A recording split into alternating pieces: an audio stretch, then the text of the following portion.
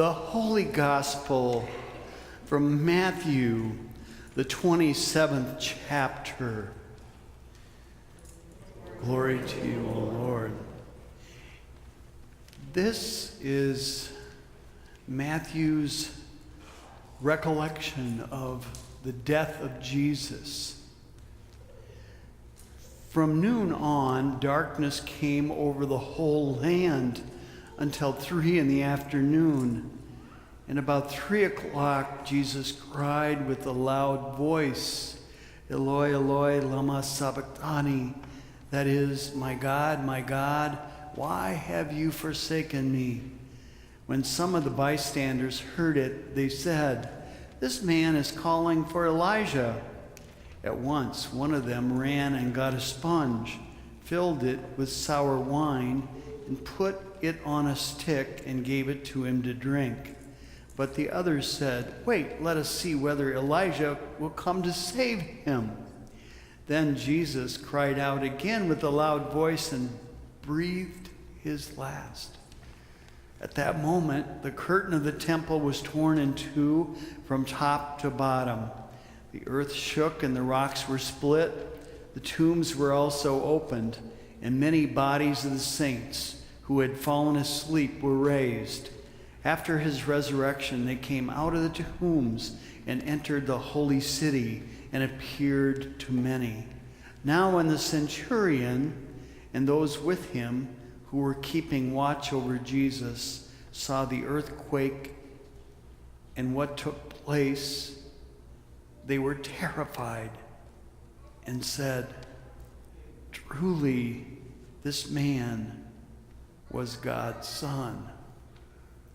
The Gospel of the Lord. Praise to you, O Christ.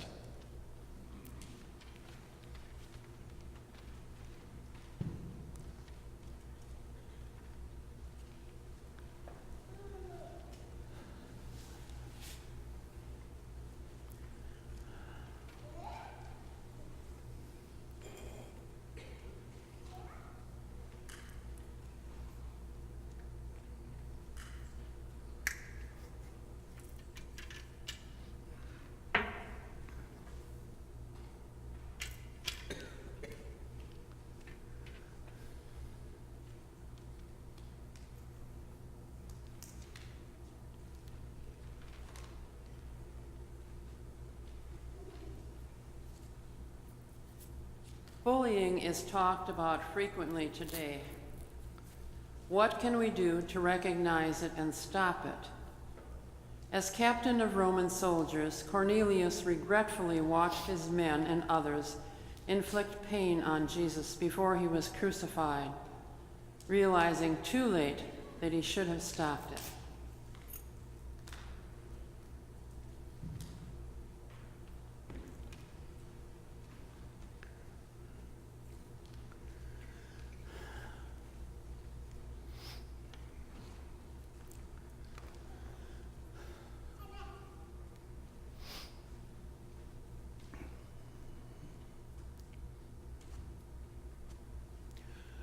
I am Cornelius. I was commander of 100 men. We were billeted at Caesarea.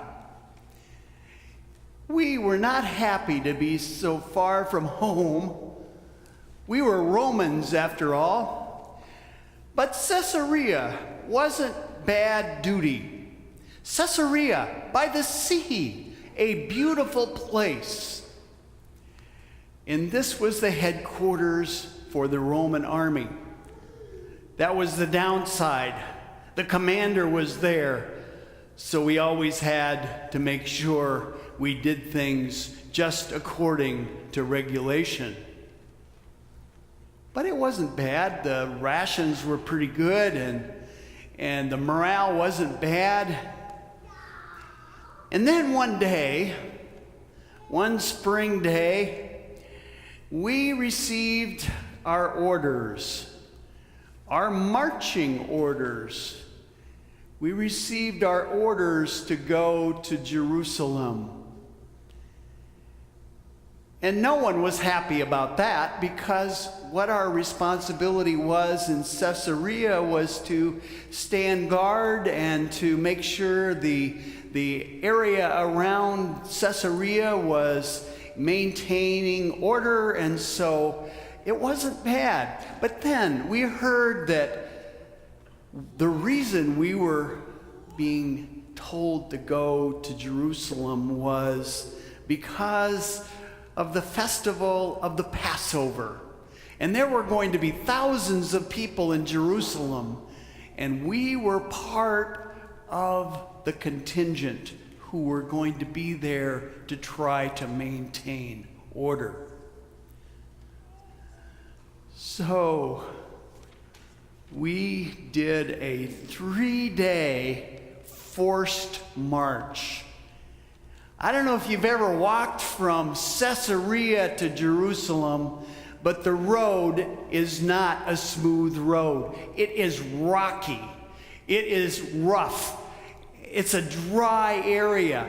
The Galilee, where we were stationed in Caesarea, is green and lush, but in Jerusalem, it's rocky and barren.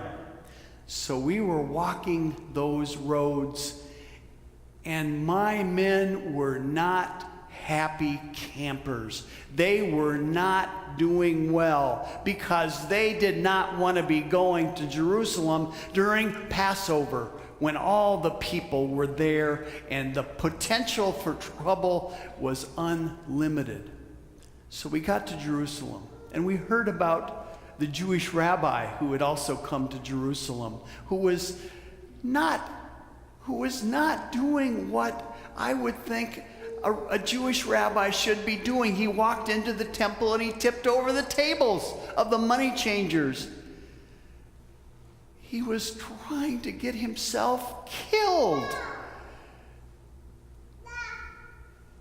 But the Sanhedrin were not able to kill this rabbi, so guess who was able to be tasked with that? It was my men. We were part of the contingent who were deployed to the temple, to that area where Jesus was. And my men were told they need to scourge, they need to whip Jesus. And because they were frustrated with being in Jerusalem, they took that out on that poor man, and I did nothing to stop them.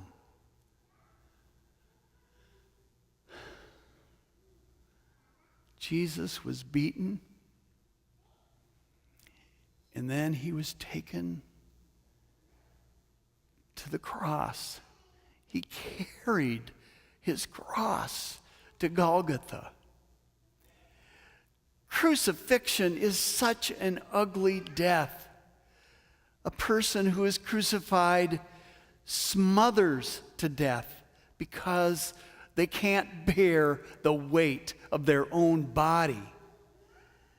They are suffocating themselves. And usually it takes a long time. But Jesus died in a matter of hours. As I watched him, and I watched my men, and I watched the women who were at his foot and his disciples, I thought, yes, this Jesus truly is the Son of God.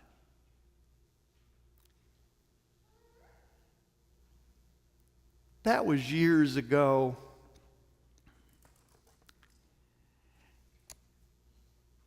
I came to the realization very late, but eventually did realize that I wanted to be a follower of Jesus. And so I did. I heard Peter preaching about Jesus. And I heard the story, and I heard that new life comes in this man who has died on the cross. And I became a follower. Some say I am the first Gentile follower of Jesus. My family also became followers of the way of Jesus. And we've never regretted it. God has blessed us with God's goodness and God's life.